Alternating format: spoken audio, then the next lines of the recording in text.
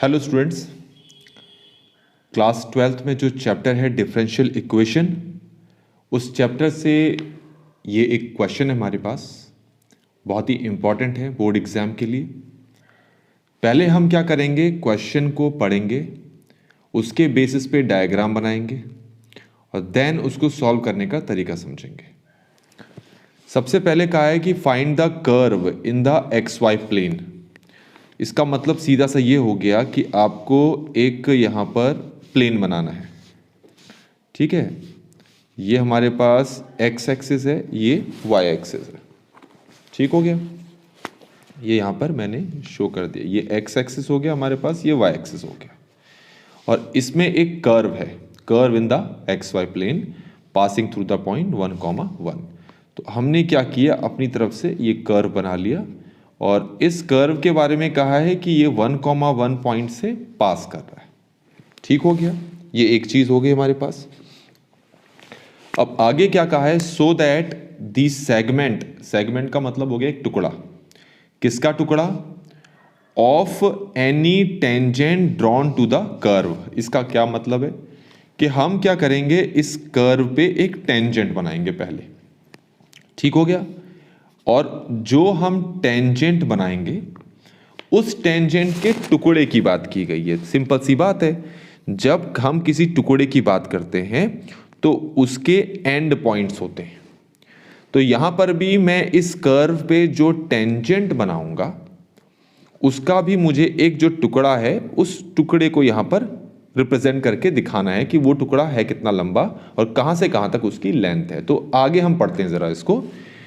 The segment of any tangent, अब जो tangent है वो किस में ड्रॉ किया गया है, drawn to the curve, curve पे ड्रॉ किया गया, ये तो एक चला गया। ठीक है, अब जो हम टेंजेंट बनाएंगे वो टेंजेंट किस किस चीज को टच कर रहा है, जरा ये देखिए। Between its point of tangency, it's point of tangency मतलब कि अगर एक तो हमें इस कर्व को टच करते हुए बनाना है, तो ये हो गया point of tangency. And the Y axis, इसका मतलब है आगे जाकर कहीं पर ये वाई एक्सिस को भी कट कर रहा होगा। तो मतलब एक बार तो ये कर्व को टच कर रहा है, फिर आगे जाके किसको टच कर रहा है, ये वाई एक्सिस को। ठीक हो गया।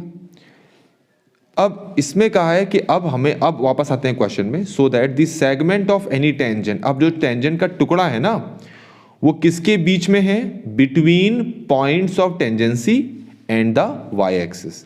तो ये पॉइंट ऑफ टेंजेंसी है, ये है वाई एक्सिस, तो ये है वो टुकड़ा जिसके बारे में इस क्वेश्चन में बात की जा रही है। तो इस सेगमेंट के बारे में क्या बात की जा रही है, is bisected at the x axis. तो ये जो टुकड़ा है वो इस पॉइंट पर क्या हो रहा है, बाइसेक्ट हो रहा है। एक्स एक्सिस पे क्या हो रहा है, बाइसेक्ट हो रहा है, मतलब कि ये इसका क्या है, मिड पॉइंट। समझ में आ गया होगा क्वेश्चन आपको। अब हम क्या करेंगे, सबसे पहले करने का तरीका हमारे पास ये है, हम इस लाइन की इक्वेशन फाइंड आउट कर लेते हैं। उससे पहले ये जो लाइन है, ये जो टेंजेंट है इस कर्व के लिए, जिस पॉइंट पे इसको टच कर रहा है, पहले उसको हम मान लेते हैं x, y। अब आप ये ध्यान रखें, हम 11th क्लास में पढ़ चुके हैं, किसी लाइन की equation y minus y1 equal to mx minus x1 होती है। ये जो लाइन की इक्वेशन है ये तब ली जाती है जब लाइन किसी पॉइंट x1 y1 पॉइंट से पास कर रहा हो और उसका जो स्लोप है वो आपको यहां पर पता हो, तब हम इस लाइन की इक्वेशन, किसी लाइन की इक्वेशन को इस फॉर्म में लिखते हैं। अब हमारे पास ये जो टेंजेंट है, हमें इसकी इक्वेशन लिखनी है जो कि इटसेल्फ एक लाइन है, तो उसकी इक्वेशन हम इस फॉर्म में लिखेंगे। तो उसके लिए पहले आपको पता होना चाहिए कि जो लाइन है किस पॉइंट से पास कर रही है, ये x, y पॉइंट से पास कर रही है। और क्योंकि ये टेंजेंट है इस कर्व पे, तो इसके स्लोप को हम क्या बोलते हैं, हम बोलते हैं dy बाय dx। तो अब हम क्या करते हैं, इस लाइन की इक्वेशन लिख लेते हैं। तो उसके लिए आपको क्या करना पड़ेगा, इस लाइन की इक्वेशन के लिए ये जो स्मॉल y और स्मॉल x है, इसकी जगह कैपिटल Y और कैपिटल X लेके चलेंगे हम। ठीक है, तो हमारे पास इक्वेशन जाएगी कैपिटल Y माइनस किस पॉइंट से पास कर रहा है, y इक्वल टू, इसकी जगह हमें क्या लिखना है, dy बाय dx इसकी जगह क्या लिखना है x माइनस, और इसकी जगह क्या लिखना है हमें x। तो बच्चों ये आ गई हमारे पास इस लाइन की इक्वेशन। तो इस लाइन के लिए वेरिएबल हो गए कैपिटल X कैपिटल Y, और जिस पॉइंट से पास कर रहा है वो पॉइंट हो गया x, y, स्लोप हो गया dy बाय dx। अब हमें एक तो ये पॉइंट फाइंड आउट करना है और एक ये पॉइंट फाइंड आउट करना है।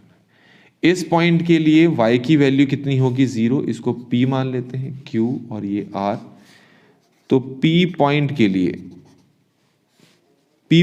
लिए आपको x की वैल्यू कितनी रखनी पड़ेगी 0, सॉरी उल्टा लिखकर बोल दिया मैंने, y की वैल्यू कितनी रखनी पड़ेगी 0, यहाँ पर 0 होती है y की वैल्यू। अगर मैं y की वैल्यू यहाँ 0 पुट करूँ ना, खुद करके देखें, और कैपिटल X की वैल्यू हमारे पास पता है कितनी आ जाएगी, ये आ जाएगी -y dx over dy plus x। ये ठीक है, ये आप खुद भी करके देख सकते हैं इसमें y की जगह 0 पुट करके। अब हम ये वाला पॉइंट फाइंड करेंगे, Q पॉइंट नाम दिया है इसको हमने। अब Q पॉइंट अगर हमें फाइंड करना है, ठीक हो, तो उसके लिए यहाँ पर x की वैल्यू कितनी होती है 0, तो कैपिटल X की वैल्यू कितनी होती है 0। तो इसी में कैपिटल X की जगह 0 पुट करके मैं कैपिटल Y की वैल्यू जो है वो निकालूंगा, तो ये आ जाएगा y minus x dy by dx। तो ये हमारे पास y की वैल्यू आ गई। तो मुझे इस पॉइंट के भी कोऑर्डिनेट मिल गए और इस पॉइंट के भी कोऑर्डिनेट मिल गए। क्लियर हो गया बच्चों? तो इस पॉइंट के कोऑर्डिनेट क्या होंगे 0, कैपिटल Y। इस पॉइंट के कोऑर्डिनेट क्या होंगे x, 0, और इस पॉइंट के कोऑर्डिनेट हमें पता है। अब क्वेश्चन में आगे कहा है कि ये जो है इसका मिड पॉइंट है, ये जो है इसका क्या है मिड पॉइंट है। इसका मतलब है मैं x को कैसे लिख सकता हूं, x equal to 0 plus x over 2। समझ में आ गया होगा।